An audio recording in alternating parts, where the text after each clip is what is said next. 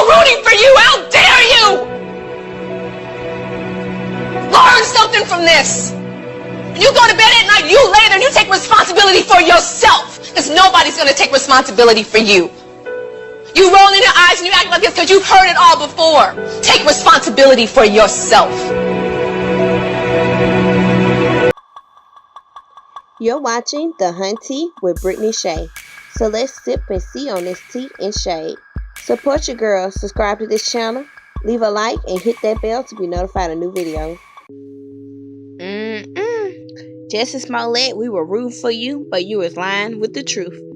For the past week, the news has been covering the alleged hate crime that was made against Jussie Smollett. He has been proclaiming himself as innocent and the victim. However, his story and so many falsehoods told and inadequate of the situation has led the former star of Fox TV show Empire to come into question as the suspect in his own case.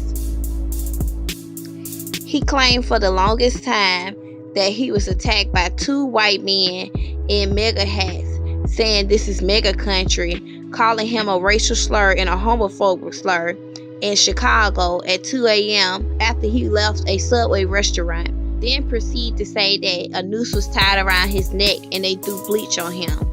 And then a picture surfaced of him being hospitalized, showing a minor scratch on him. But he claimed that he had ribs broken and that he was severely bruised and beaten, but that wasn't the case.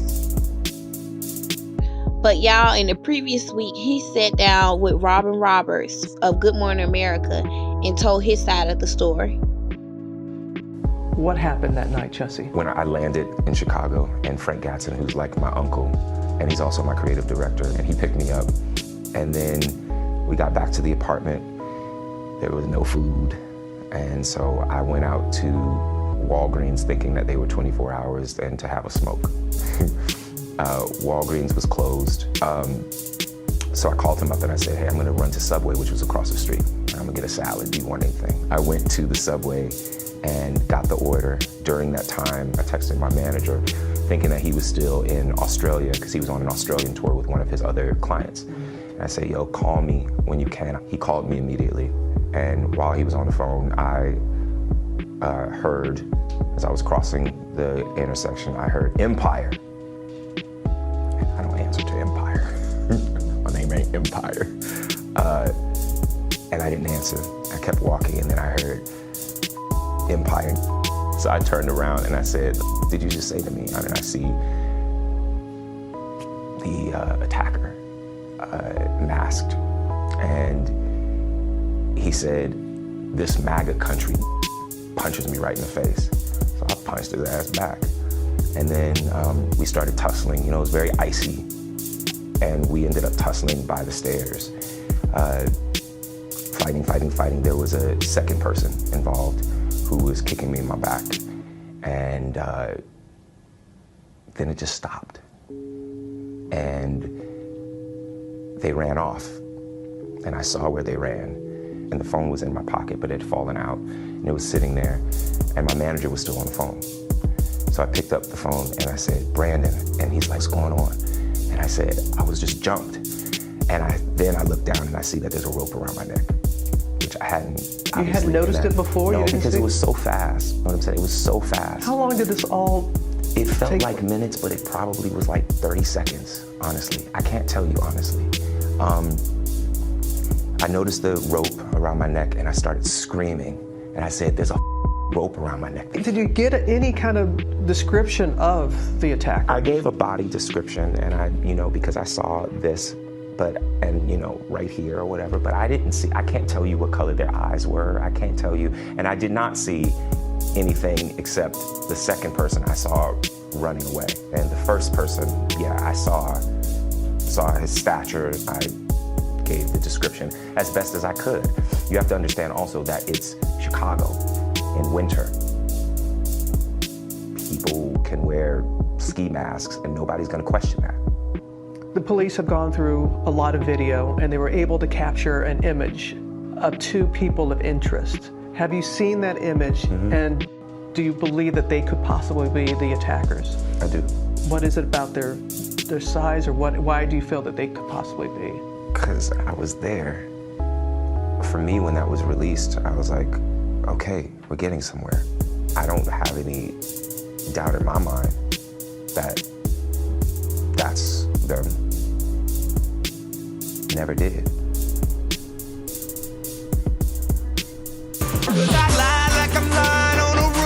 Tell a story and tell a lie, you gotta stick with your story. But unfortunately for him, it may have cost him his career and his livelihood.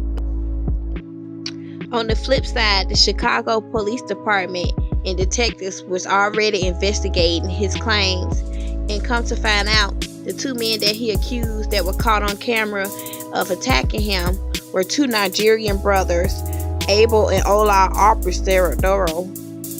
The two Nigerian brothers knew Jussie from working on Empire as extras, and Jussie paid the two brothers $3,500 in a check. And also, he was caught by having phone conversations with the brothers, and there was footage of them at a hardware store buying the cover-up that was needed to rehearse a staged attack on Jussie. So, come to find out, this alleged hate crime and attack was all orchestrated and staged by him to clout chase and to drum up attention for his career, because he eventually knew that Empire wasn't going to last forever, and he knew that he needed attention and publicity to get more acting roles in the future. Then, on top of that, it was revealed by the Chicago Police Department that he did all this because he was dissatisfied with his pay from Empire. What a shame and a damn scandal. Disappointed into Jussie Smollett in this case. To do all that for nothing, and now you got to go to jail. Child, bye. But this publicity stunt was a scar that Chicago didn't earn and certainly didn't deserve. To make things worse, the accusations within this phony attack received national attention for weeks. Celebrities, news commentators, and even presidential candidates weighed in on something that was choreographed by an actor. First, Smollett attempted to gain attention by sending a false letter that relied on racial, homophobic, and political language. When that didn't work, Smollett paid $3,500 to stage this attack and drag Chicago's reputation through the mud in the process. And why? This stunt was orchestrated by Smollett because he was dissatisfied with his salary. So he concocted a story about being attacked. Now, our city has problems. If that ain't the most crazy shit I done heard, I don't know what to tell you. If he had so much of a problem with his pay, he should have been fighting for a raise with Lee Daniels, and Lee Daniels came to his defense about the attack in the first place. Y'all, this is something else, something serious. But we haven't heard anything from his cast members from Empire. Everybody been hush hush quiet because, baby, they don't want no part of it. You hear what I'm saying? So now where this case goes, who knows? But if there's more update or things to be said about it, I would definitely update you all with it. I was holding my breath trying to see what was going on with this case, because there was some things that were sounding strange and didn't make no sense.